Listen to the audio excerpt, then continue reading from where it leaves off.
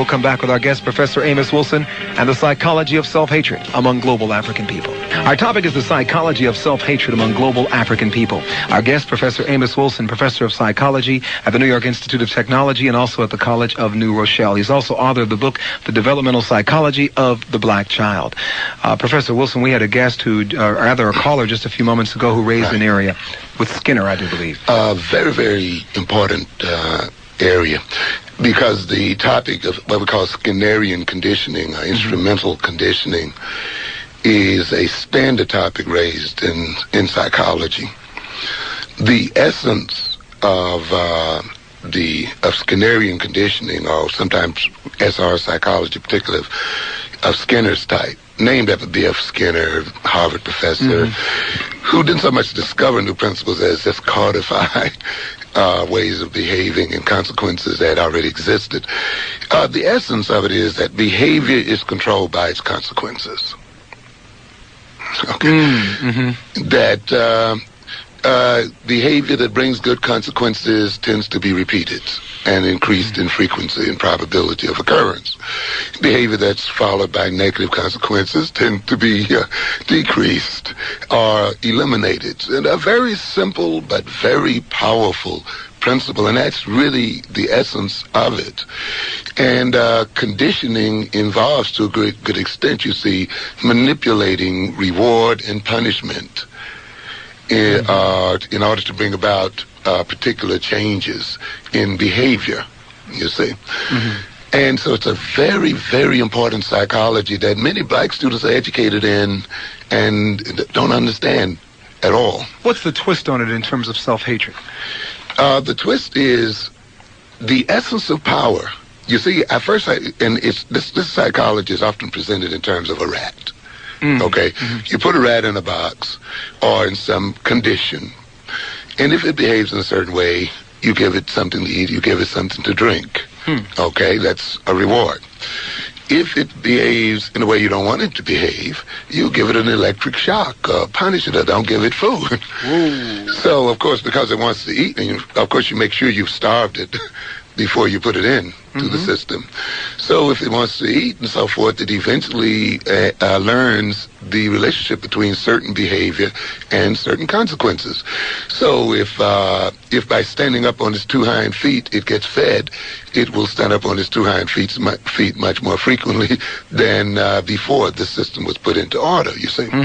So the rat is conditioned by living under those circumstances. The experimenter who has control of the rat, you see, can create certain behaviors or reinforce certain behaviors in the rat by determining which behaviors will be rewarded and which will be punished.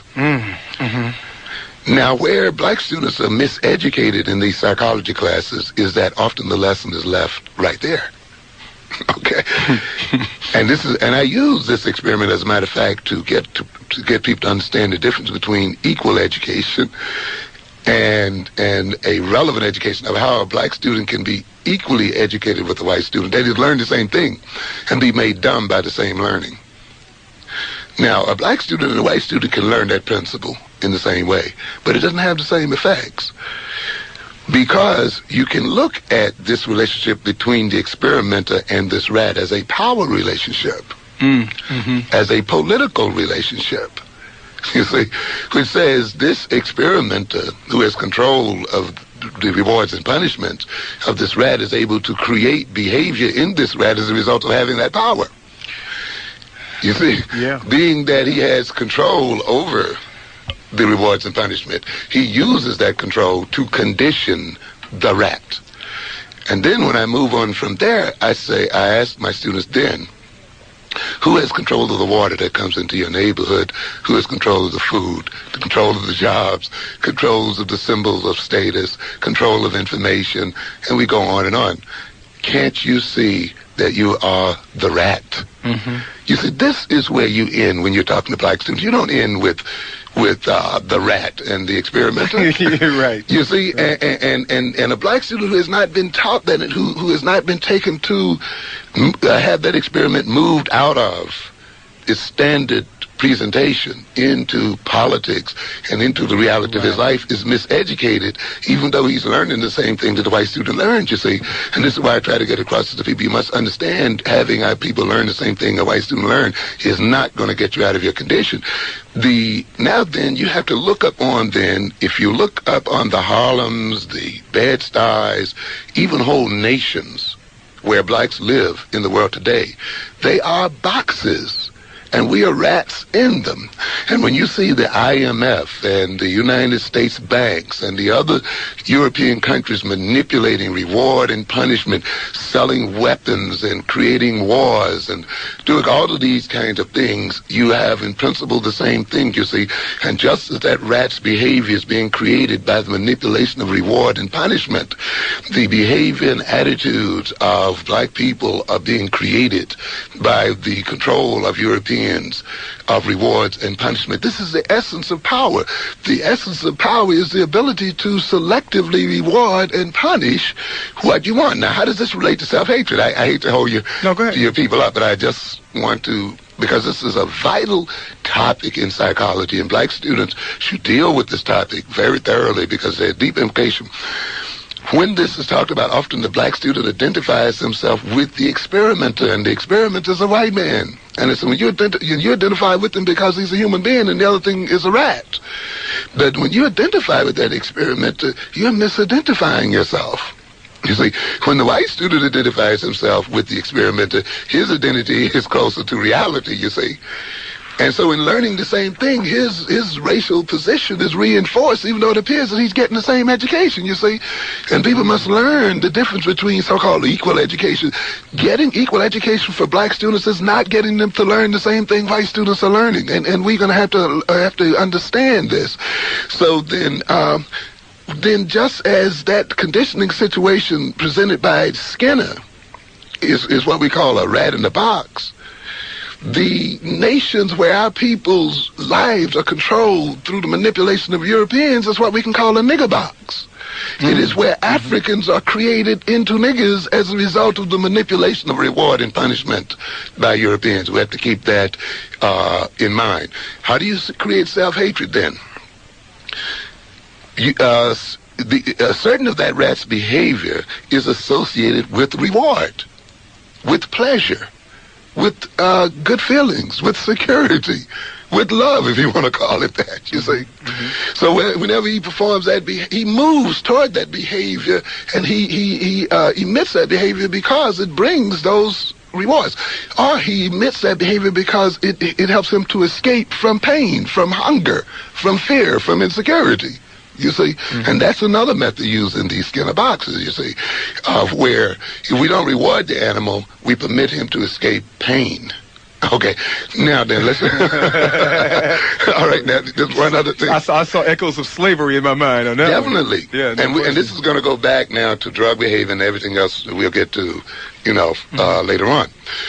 Now, self-hatred, and this goes back to the first statement I made as one of the first methods that's used to breed self-hatred. Remember, the association of innate and personal and group characteristics with negative feelings and so forth. So then, how do you create self-hatred? You make everything that you innately are negative and painful. So that being black is made to be painful. Being African is made to be painful, you see. Identifying yourself as an African means you don't get rewarded. It means you go hungry. It means you don't get accepted, you see. Yeah. And so by stacking all of these negatives onto African characteristics, it motivates the African to escape his characteristics and seek relief through that escape.